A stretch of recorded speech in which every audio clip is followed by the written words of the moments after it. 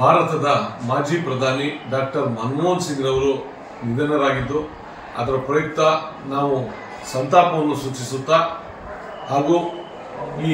ಅವರ ಗೌರವಾರ್ಥವಾಗಿ ನಾವು ಇಂದು ಮತ್ತೆ ನಾಳೆ ಅರಮನೆಯ ವಿದ್ಯುತ್ ದೀಪಾಲಂಕಾರ ವ್ಯವಸ್ಥೆಯನ್ನು ರದ್ದುಗೊಳಿಸಿದ್ದು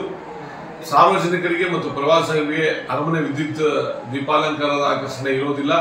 ಹಾಗೂ 31ನೇ ತಾರೀಕು 7 ದಿನಗಳ ಕಾಲ ಇಲ್ಲಿ ನಮ್ಮ ಗೌರವಾರ್ಥವಾಗಿ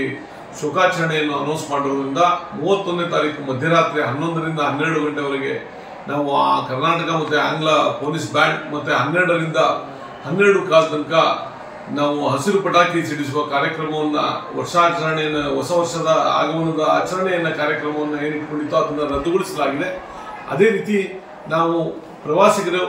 ನಾವು ಬೆಳಿಗ್ಗೆ 10ರಿಂದ ರಾತ್ರಿ 9ರವರೆಗೆ ಪರಪುಷ್ಪ ಪ್ರದರ್ಶನವು ಮುಕ್ತವಾಗಿ ಓಪನ್ ಆಗಿದ್ದು